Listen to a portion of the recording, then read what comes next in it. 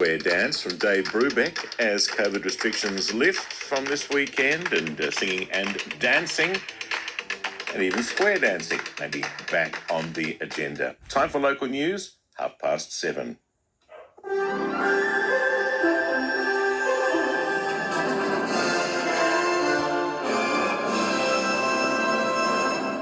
22 degrees in Coffs Harbour and 20 in Port Macquarie. Good morning, Madeline Cross with ABC Mid-North and Coffs Coast News. COVID public health restrictions are easing across New South Wales from today. The 1 person per 2 square metre density limit will be removed, while QR check-ins will only be required for nightclubs and music festivals with more than 1,000 people. Singing and dancing is now permitted at all hospitality venues. The indoor mask mandate will be lifted next week, except for public transport, planes, airports, hospitals, aged disability and correctional centres. Bonny Hills Beach Hotel licensee Rob Malloy says the easing of restrictions is a big weight off the shoulders. You just won't have to walk through the hotel going, hey, put your mask on, pull that up, put it over your face. You get your regulars that you stare at, and they go, oh, I'm so sorry, and they put it on. The increase in pandemic remote working is being credited for a 17% rise in people moving to Port Macquarie from capital cities. New figures from the Regional Australian Institute show capital city migration surged in the Port Macquarie Hastings region in 2021. Migration to the Mid-Coast LGA was up 3%, but all other LGAs in the region recorded a decline in people moving from capital cities to their towns. Port Macquarie real estate agent David Plews says the migration has seen prices surge 29% in the past 12 months. I've spoken to other agents that have been in the industry longer than I have, and they've never seen anything like it either. I think it's a once-in-a-lifetime situation. I think COVID basically brought this to where we are now. The Teachers Federation says it's been left in the dark by the state government about the future of COVID-19 safety measures in schools. The government's back-to-school plan involves all teachers and students having rapid antigen tests twice a week for the first 4 weeks of term to monitor for COVID. But Teachers Federation regional organiser Ian Watson says the union hasn't been told whether the testing regime will be extended beyond next week. He says the state government needs to improve communication with schools to reassure teachers, students and their families. We don't know what's happening in 2 weeks' time. So, again, we've got a government that's lacking that communication and with the teaching workforce, but also with school communities, which is just heightening that anxiety because, we don't know what's happening. We don't know what the plan is and indeed whether there is a plan at all. More than $3 million in federal funding has been announced for a new early childhood support centre for the lower mid-north coast. Building work is already underway on the First Steps Count Child and Community Centre in Taree, and the extra funding will allow the project to be completed. Rosemary Sinclair is with the First Steps Count project and says it's a great outcome for the community. She says the centre will provide early identification and engagement for young children with developmental issues. Our major aim is to close the gap in health, safety, education and well-being for all children in our area. And as you know, it is quite a disadvantaged area. So it's a great boost, I think, for the community at large. New data shows underinvestment in social and affordable housing is driving up property prices on the mid-north coast. The data from SQM shows rents in Coffs Harbour have increased by 25%, while prices in Kempsey and Crescent Head have skyrocketed by 53%. National Campaign Everybody's Home spokesperson Kate Colvin says they're calling for at least 25,000 new social housing dwellings to be built Australia-wide in the upcoming federal budget to help end the crisis. If we put more affordable properties into the market in a location like Port Macquarie or Coffs Harbour where we've got really, really low vacancy rates and that pressure on the rental market has pushed rents up, more affordable rental properties takes the heat out of that market. In news elsewhere, the Greens are proposing a $40 billion takeover of the national electricity market to cover the cost of coal-fired power stations from the system.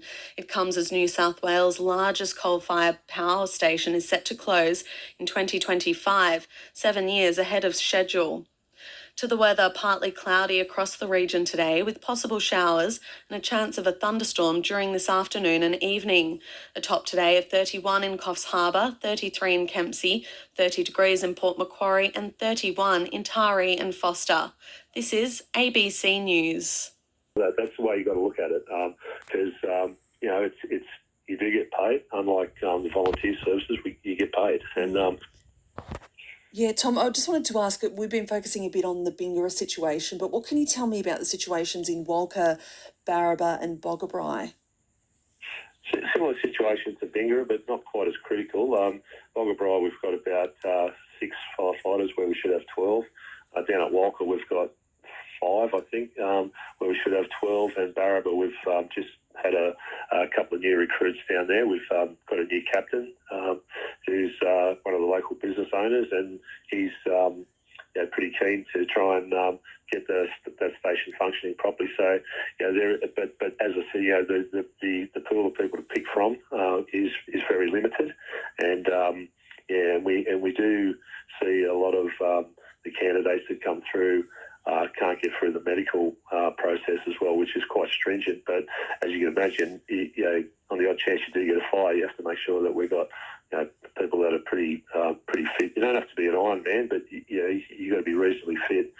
And so we see a lot of that sort of stuff in country centres, and not only that, the process to get through the recruitment is quite arduous.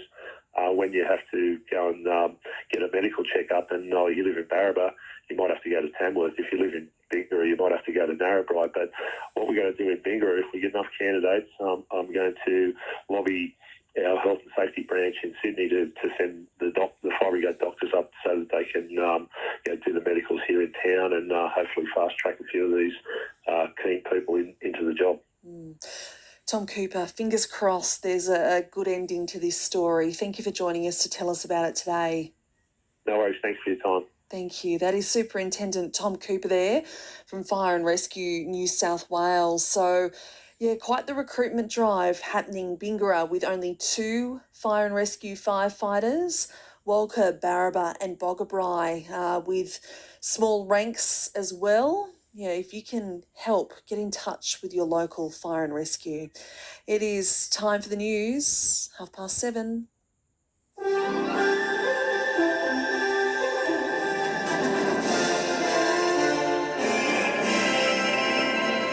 ABC News for New England Northwest. Good morning, I'm Kemi Maguire. Racing Minister in Tamworth State Member Kevin Anderson has ruled out former Police Commissioner Mick Fuller from a board role with horse racing body Racing New South Wales. The ABC revealed yesterday Mr Fuller did not declare his co-ownership of racehorses to the government in a potential breach of anti-corruption rules.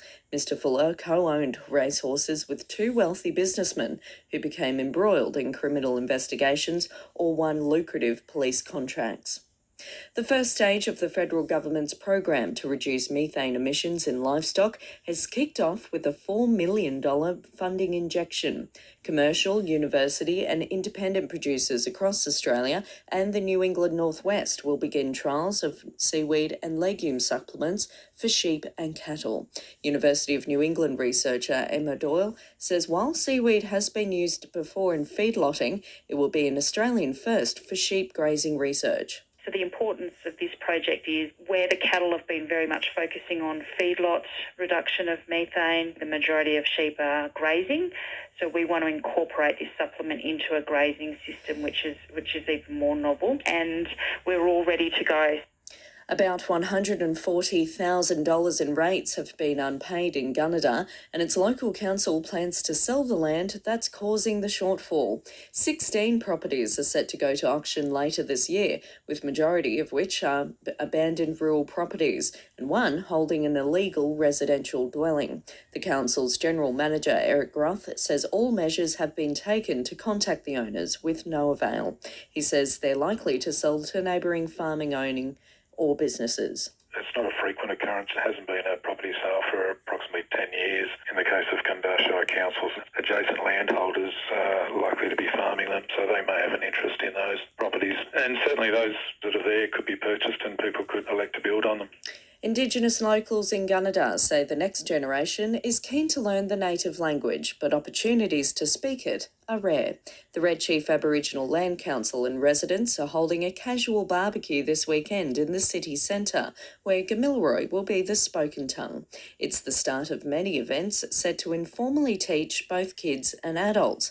James Hogben says as English is spoken at home and schools, he hopes this will encourage more people to learn. So adding in our native words into those sentences or exclamations, it kind of goes hand in hand. When it comes to kids, they see computers and things like these, and it's difficult for them to understand. They weren't always around. So now that we're having the conversations around bringing those words to life, that's cool to see. A Tamworth student says winning a state medal will put him in good stead for a major project he's about to undertake in the next month. Farrer Agricultural High School's Joe Anderson has topped the state for English as part of the ICAC medals. The Year 10 student had to write a 600-word essay up against hundreds of students across the state. Joe says he's now embarking on a full-length article focused on Tamworth locals. We're planning to take interviews to people around Tamworth, how they've got to where they are, where they came from. It'll be very intriguing to kind of see that and write on it and compile those things together and see just what the general people of Tamworth are like that we never get to start our conversations with. The Deputy Prime Minister, a member for New England, Barnaby Joyce, has reignited debate over the coal industry in the lead up to the federal election. Origin Energy has announced it'll bring forward the closure of its Erring coal-fired power station to 2025. But the overall global demand for thermal coal is expected to remain strong for the remainder of 2022. Mr Joyce used what's likely to be the last question time before the election to argue the industry will be stronger if the government is returned. The Deputy Leader of the Labor Party, and this is the best one, the Deputy Leader said the global market for thermal coal has collapsed, and at one level, that's a good thing. He thinks you losing your job is a good thing. Yesterday, ABC reported Nationals Deputy Leader Bronnie Taylor was backing candidate Jocelyn Jansen in the party's upper house pre-selection. Minister Taylor says she is not endorsing any particular candidate. Patches closer to Tamworth received up to 12 mils of rain overnight, stretching south towards Willow Tree. Areas of the northern tablelands east of Armidale are expected to get up to 10 mil of showers later today. Sunny elsewhere.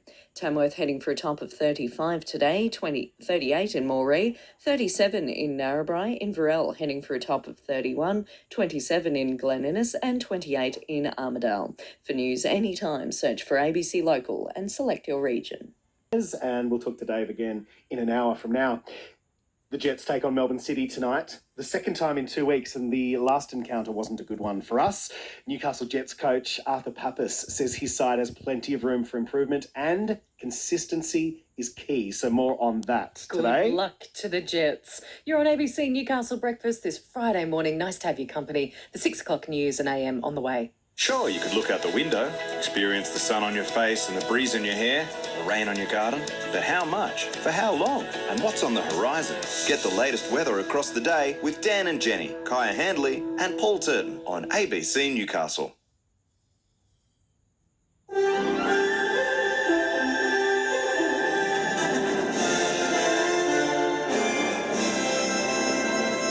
Good morning, Liz Farquhar with ABC News. With coal-fired power stations exiting the electricity system, the Greens want a $40 billion takeover of power generation and retail sectors.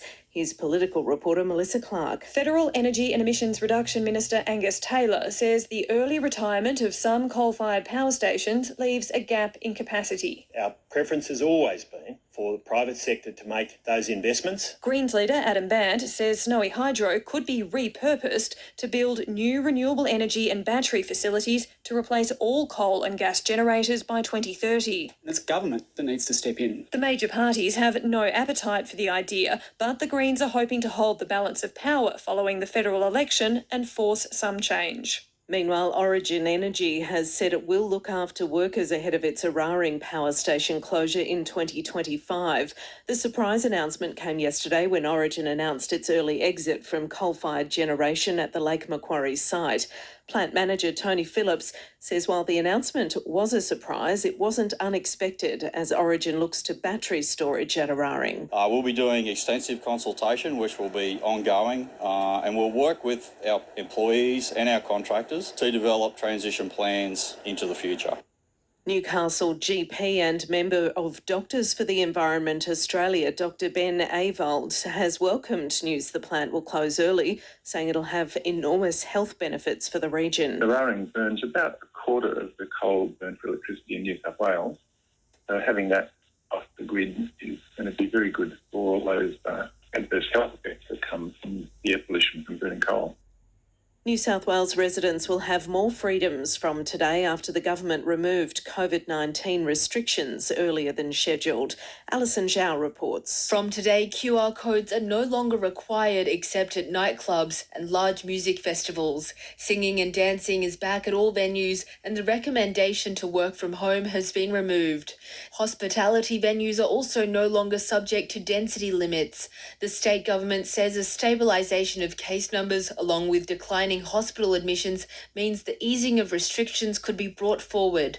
More changes will come into effect next week, including the removal of masks in shopping centres and offices.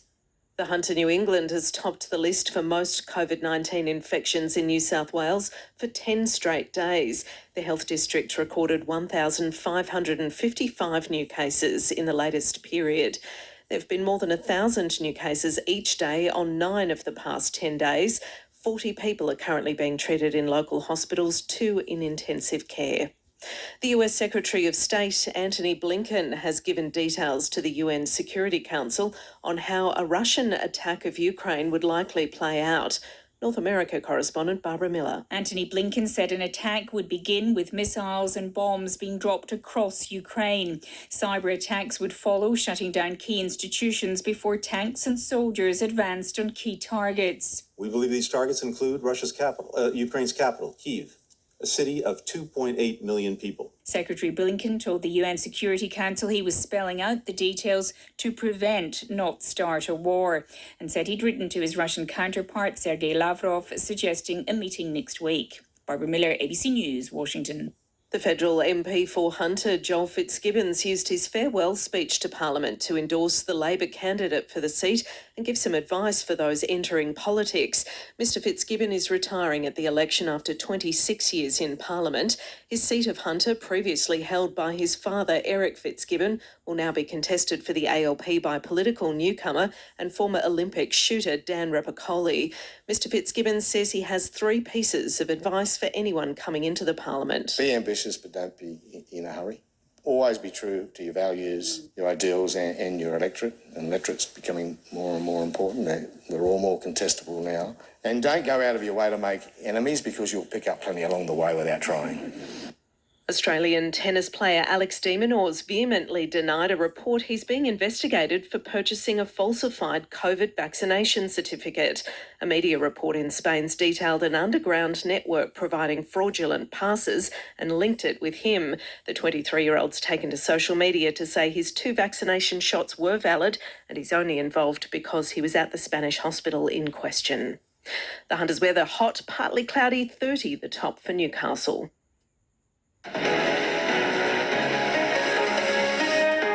To tell you all about it. So much going on, including the Jets men playing tonight. That's right. QR codes no longer required from today in a lot of venues, except for nightclubs and music festivals. Changes to masks coming up next week too. We'll keep you across the news today. Take in the sounds of Cessnock over a coffee in Lambton. Find out what's going on across your region with ABC Newcastle. Your local.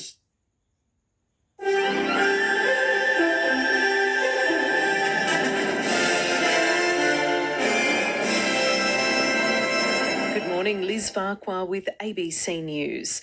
Origin Energy says it's set aside $250 million to remediate and reuse its Eraring power station site when the Lake Macquarie plant closes in 2025. The company announced yesterday it was bringing forward its planned exit from coal-fired power generation from 2032.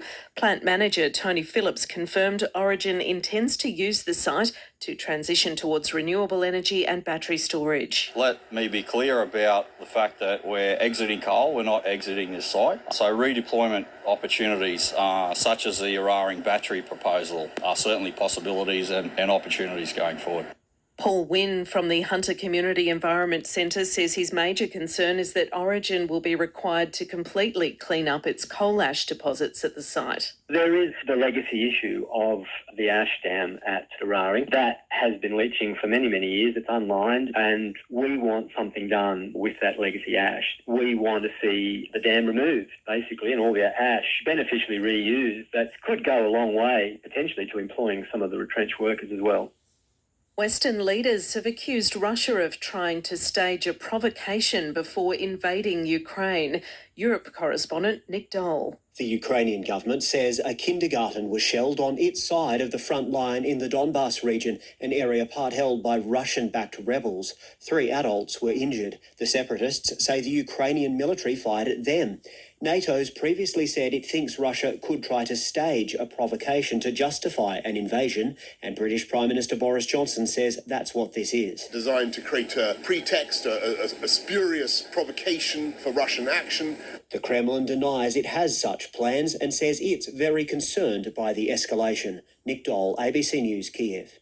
The peak body representing businesses in New South Wales has welcomed the early easing of COVID restrictions. From today, QR codes are no longer required except at nightclubs and large music festivals. Singing and dancing is back at all venues, and the recommendation to work from home has been removed.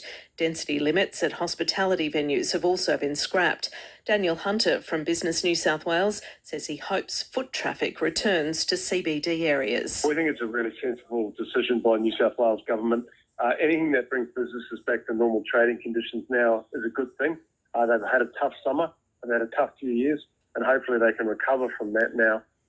Freedom of information documents show millions of dollars worth of COVID breach fines have been issued to people in the Hunter and Central Coast since the pandemic took hold. Giselle Wakatama reports. The Department of Customer Services responded to a Freedom of Information request for data, breaking down by suburb and local government areas the total number of COVID-19 offences and penalty notices issued between July 2020 and October 2021.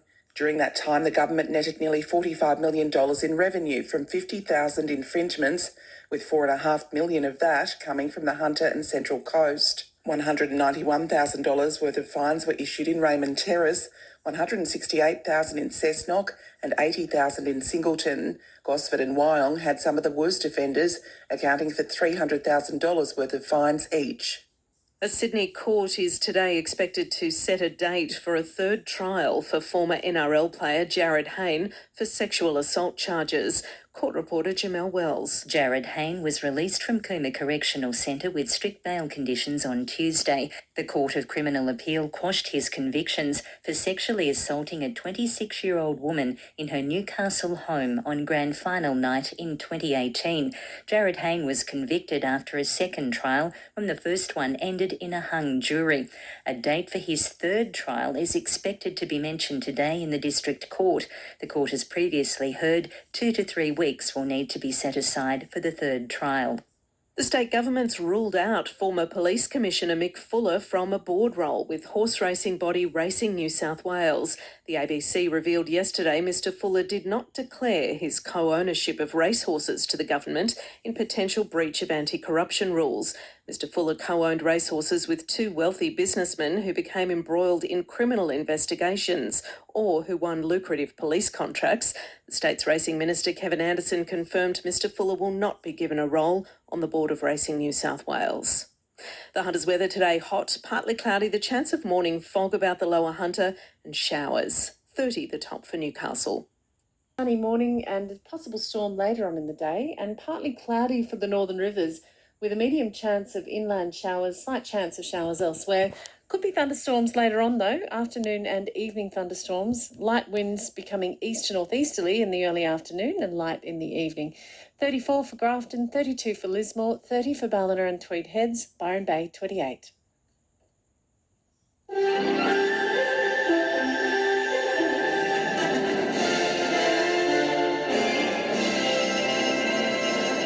Good morning. morning, Hannah Ross with ABC North Coast News. Lismore City councillors will not have their wage cut after a motion to decrease their pay rates was withdrawn. Mayor Steve Krieg had put forward the motion to reduce councillor fees until council produced positive financial outcomes. Other councillors argued their pay allowed them to dedicate time to the community instead of taking paid work. Mayor Steve Krieg says he withdrew the motion after hearing the discussion.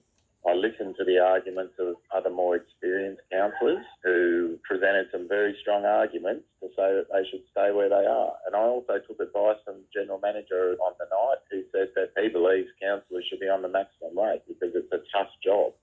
The developers behind a Tweed Shire Health and Education precinct say they're keen to dispel concerns about the location of their proposal. A briefing was held for Tweed councillors this week on the details of the Coogin Connection proposal. Community members have raised concerns because the land is currently zoned as state significant farmland. Andre Barley from Centuria Healthcare says there are good reasons to use the site. We want to connect with both the councillors and the community and get their feedback. I think it will be a little bit divided. Our aim is to not politicise this announcement of Coogin Connection. And what we want to do, we want it to be on merit base and we want it to be on facts. Tweed Mayor Chris Cherry says she will make up her mind once the relevant assessments have taken place. However, she says she doesn't agree with the argument that the site doesn't meet certain criteria to remain as state significant farmland. Horticultural and agricultural techniques are changing so rapidly across the world. So just to say that a piece of farmland is not usable is really not a valid stance at this time. The organisers of a $4.4 million upgrade of the Brunswick Head Surf Club say major delays in a land lease have seen building costs outstrip the project's budget. Rebuilding Committee Chairperson Ray Lineberry says the club desperately needs a larger building to house all its equipment. Mr Lineberry says the club has been waiting 6 months for Crown Lands to approve a lease on the additional land needed for the bigger building. He believes the delay is because the precedent the lease will set for other ageing surf clubs.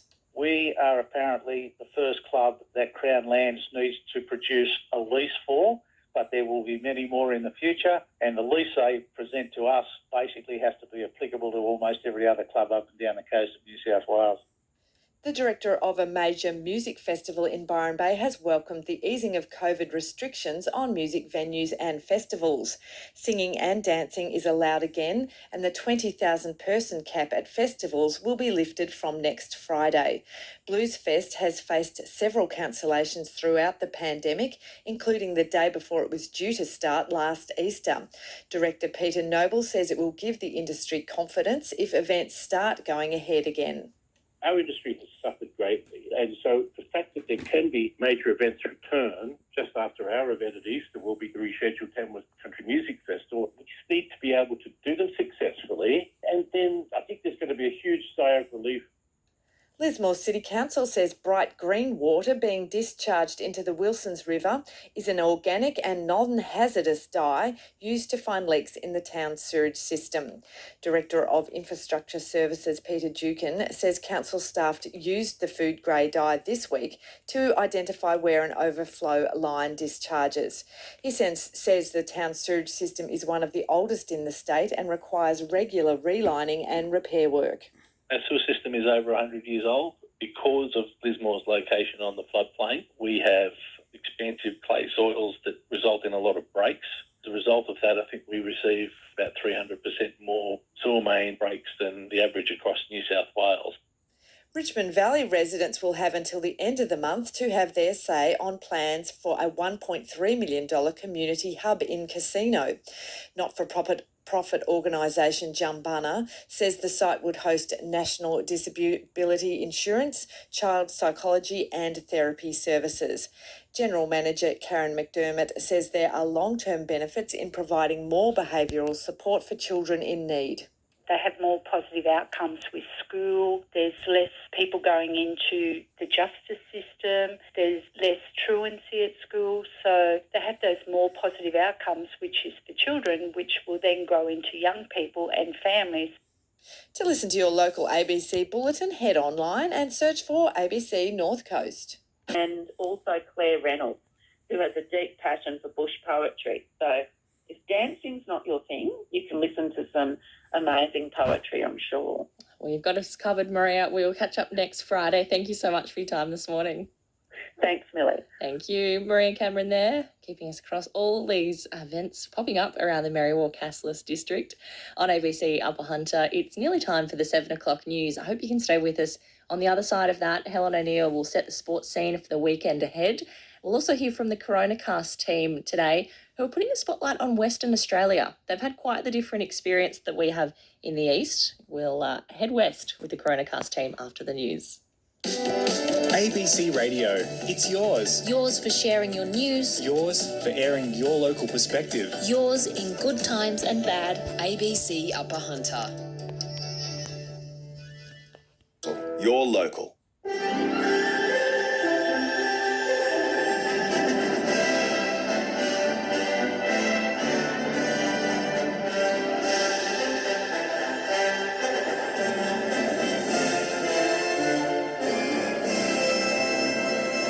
The implications of the early closure of Eraring Power Station. The Greens call for a $40 billion takeover of power generation as the demise of coal-fired power speeds up, and COVID restrictions easing in New South Wales as hospitalisation rates drop. Good morning, it's 7 o'clock. Liz Farquhar with ABC News.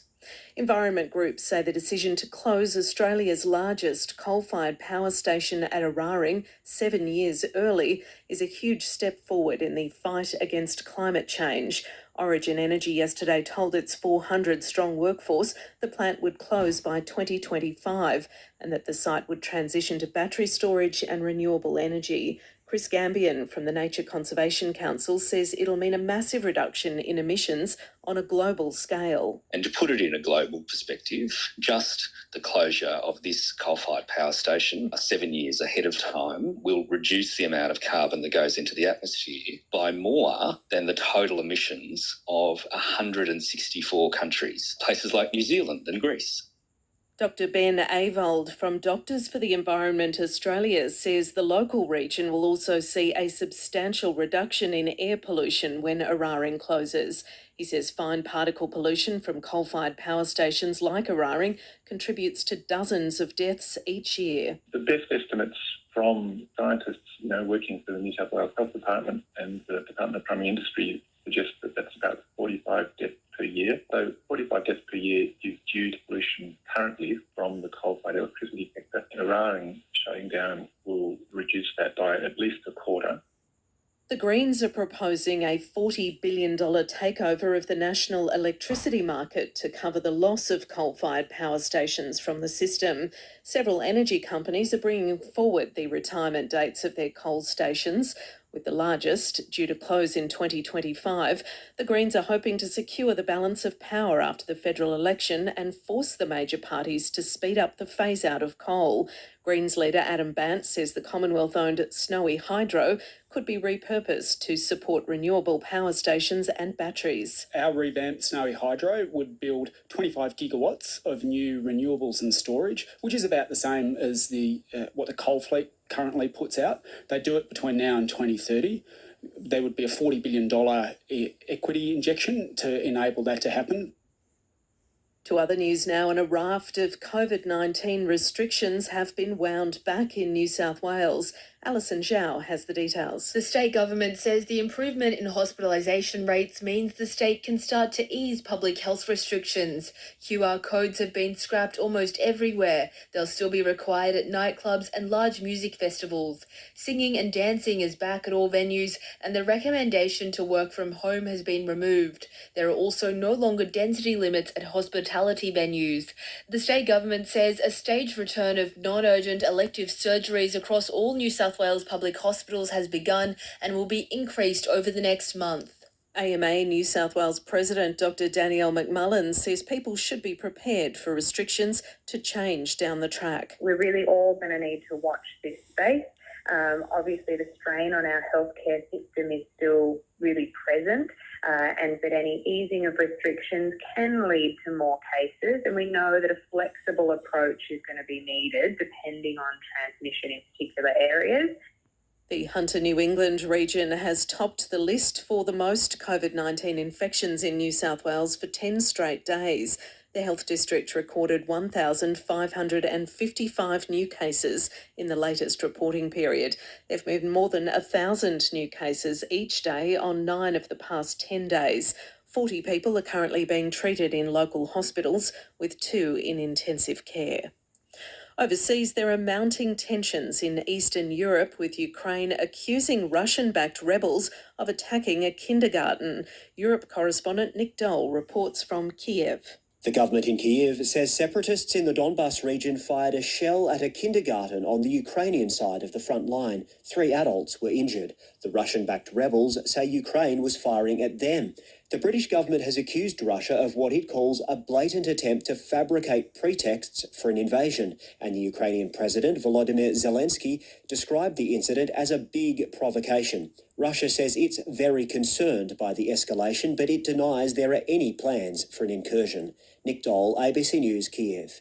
An SAS soldier who claims he was bullied by Ben Roberts-Smith will return for more cross-examination at the War Veterans Defamation Trial today. Jamie McKinnell reports. Codenamed Person 1, the witness yesterday told the court Mr. Roberts-Smith twice threatened to kill him while on deployment in Afghanistan. The veteran denies this and is suing 3 newspapers over 2018 stories, which also contained what he claims are false allegations of unlawful killings and domestic violence. Under cross-examination so far, Person 1 has admitted he once forgot his machine gun oil during a 2006 mission, jeopardising the lives of his entire patrol. It's also been suggested he made bullying complaints against 3 other colleagues, but he said he either wouldn't have done that or couldn't recall them. Former NRL player Jared Hayne could find out today when he'll face a 3rd trial for sexual assault charges. Court reporter Jamel Wells. Jared Hayne was released on bail on Tuesday after serving 9 months of a minimum 3 years and 8 months sentence. The Court of Criminal Appeal quashed his convictions for sexually assaulting a 26-year-old woman in her Newcastle home on grand final night in 2018. He was convicted after a 2nd trial when the first one ended in a hung jury. A date for his 3rd trial is expected to be flagged today in the District Court. The federal government has signed off on $4 million in grants to begin seaweed feeding trials in sheep and cattle in order to reduce methane emissions. The CSIRO says methane emissions from livestock make up around 15% of global greenhouse gas emissions, and a single cow produces on average as much gas emissions as 1 car. University of New England researcher Emma Doyle says the feeding trials are an Australian first. So it does involve seaweed, but not directly. We're actually using a pellet that will contain the seaweed in an oil. As they eat this, it'll reduce their methane. There's only been 1 experiment run, but it wasn't in the form that we're actually going to feed them. So we'll be testing it for the first time. To sport now, and Newcastle Jets coach Arthur Papas says the team has had a good preparation ahead of tonight's clash with Melbourne City. The teams met less than 2 weeks ago, with City taking the points 4-2, but the Jets bounced back against Melbourne victory at the weekend. Newcastle has had 6 days to prepare for the clash, and Papas says the short turnaround last time impacted the team. We reviewed that game, and that was a difficult night for us. Responded really well on the weekend against Melbourne victory, and looking forward to going down and having that opportunity again to play against Melbourne City. There are 5 gold medals on offer at the Beijing Winter Olympics today, with the host nation China attempting to catch the USA to move into equal 3rd on the medal table. Tracy Holmes reports. There are 5 gold medals to be won on Friday in biathlon for the men's and women's mass start, the men's ski cross, women's free ski halfpipe, and the men's 1,000 metres in speed skating. China's best chance is in the free ski halfpipe, with Gu Ailing aiming for a 3rd medal in 3 events. That gold would see China move into equal 3rd spot with the USA on 8 each, behind Norway with 14 and Germany with 10. Australians Brianna Walker and Chiara Rodinguez will compete in the heats of the 2-person bob. Tracy Holmes in Beijing for ABC Sport. And now with more sport, here's Jack Snape. Australian Michael Massey has been replaced as Formula One race director in the wake of the title-deciding safety car controversy in the season-ending Abu Dhabi Grand Prix. Massey altered the safety car procedure to allow for a last lap of racing that cost Mercedes Lewis Hamilton a record 8th title and handed a first to Red Bull's Max Verstappen. The Australian will now take on another job in the sport's governing body. Melbourne United has won its National Basketball League clash, 94 points to 87, against crosstown rivals the South East Melbourne Phoenix. Joe Lual-Archul starred for United with 30 points, but says he doesn't want personal plaudits. As much as the attention is going to be on me, it's really the team. It's a collect effort, and I would like that to be more of a headline instead of how well I played.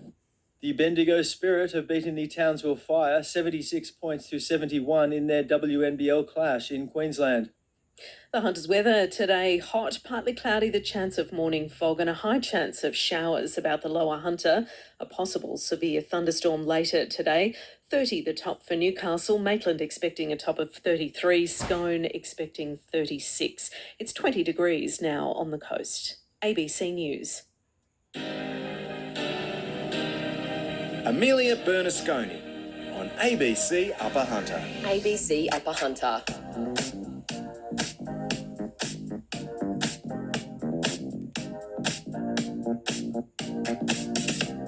Hello there, good morning. Happy Friday to you if you are at the end of your working week. They win, they can go on and become, big, not only big winners, but they get their horse name. Yeah, there's something magic about horses, and I often ride past the racetrack at the Broadmeadow, the horse racing, and just the power for the horses. It's a fantastic thing, and it's probably something city people don't appreciate as much as what people, in the Upper Hunter do, because we have a big track there, but we certainly don't have, it's not the same, is it, when you can go to the beach or the horse racing, whereas up there. Probably not. And don't forget, Monday night, we'll talk about it on Monday, but the Newcastle Knights had their trial against the Bulldogs. Oh. And if young girls are looking for something to do tomorrow night, drag your parents down to Newcastle. The Newcastle Jets women they have a game after their narrow loss last weekend. So they'll be hosting Western Sydney Wanderers. It's a 5 o'clock kickoff, so nice early time. And, or it backs on to the harness racing, which you could go tonight. You can make a weekend in Newcastle. Look at that. Look at you, sorting out our weekends. Helen, always appreciate it. We'll catch you Monday. Thanks, Amelia. Thank you. You too. Helen O'Neill there. Plenty of options for you if you're looking for something to do this weekend on ABC Upper Hunter. We are heading up to the latest news on your radio. It's 7:30.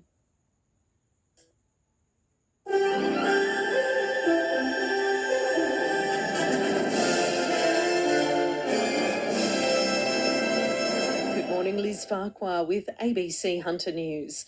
Origin Energy has said it will look after workers ahead of its Eraring power station closure in 2025. The announcement came yesterday when Origin announced its early exit from coal-fired generation at the Lake Macquarie site.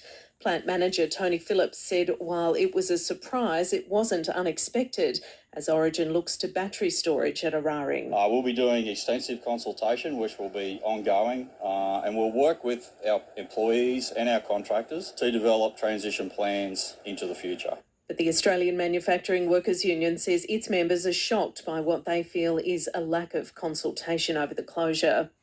Paul Wynne from the Hunter Community Environment Centre says his major concern is that Origin be required to completely clean up its coal ash deposits at the site. There is the legacy issue of the ash dam at Eraring. That has been leaching for many, many years. It's unlined, and we want something done with that legacy ash. We want to see the dam removed, basically, and all the ash beneficially reused. That could go a long way, potentially, to employing some of the retrenched workers as well. Newcastle GP and member of Doctors for the Environment Australia, Dr Ben Avold, has welcomed news the plant will close early, saying it'll have an enormous health benefit for the region. Eraring burns about a quarter of the coal burnt for electricity in New South Wales. So having that off the grid is going to be very good for all those adverse health effects that come from the air pollution from burning coal. Many retailers in the Hunter are welcoming the early easing of COVID restrictions in New South Wales. From today, QR codes will be scrapped in almost all venues and density limits have been removed, and the recommendation to work from home has been removed. CEO of Business Hunter Bob Hawes says it's about encouraging more confidence in the community, and he's hoping it'll boost the turnover of sectors that rely on high foot traffic. For retail, hospitality and those sorts of industries, it's still a little patchy, and we're just hoping this move by the government does clear the way for people to feel confident to re-engage. Australian Medical Association New South Wales President Dr Danielle McMullen says the state government will need to take a flexible approach to COVID restrictions going forward. So we may need to be prepared for things to change down the track, but in the meantime, people being able to get back to a bit more activity in their lives and be able to look after their physical health and their mental health a bit easier is important. A Sydney court is today expected to set a date for a third trial for former NRL player Jared Hayne on sexual assault charges. Court reporter Jamel Wells. Jared Hayne was released from Cooma Correctional Centre with strict bail conditions on Tuesday. The Court of Criminal Appeal quashed his convictions for sexually assaulting a 26-year-old woman in her Newcastle home on grand final night in 2018. Jared Hayne was convicted after a second trial when the first one ended in a hung jury. A date for his third trial is expected to be mentioned today in the District Court. The federal opposition leader Anthony Albanese says the $1.7 billion Hunter Expressway remains one of Joel Fitzgibbon's enduring legacies to the region. The federal member for Hunter yesterday delivered his valedictory speech to the Parliament ahead of his retirement from politics at the upcoming election. After his speech, Mr Albanese told the House Mr Fitzgibbon may have initially overstepped his bounds in promising the expressway would be built. Joel Fitzgibbon gave a commitment with zero authorisation for a $1.7 billion road. So I say to Joel that every time he drives home on the Hunter Expressway, it would not have happened without this bloke. And that has made a difference to development, but most importantly, it has saved lives. To sport, and Newcastle Jets coach Arthur Papas says his side still has plenty of room for improvement after a rollercoaster couple of months. The Jets take on Melbourne City tonight for the second time in 2 weeks, with City taking the points at the last encounter. COVID interruptions have impacted the playing schedule, and Papas says consistency is key. We've got a lot to improve on to get back to the levels that we're expecting. And so it's another opportunity for us to improve and test yourself against a team that, gave us a very tough time only a few days ago. The Hunter's weather, hot, partly cloudy, and a high chance of showers about the lower Hunter today. A possible severe thunderstorm. 30 the top for Newcastle. Maitland headed for 33. Scone expecting 36. ABC News.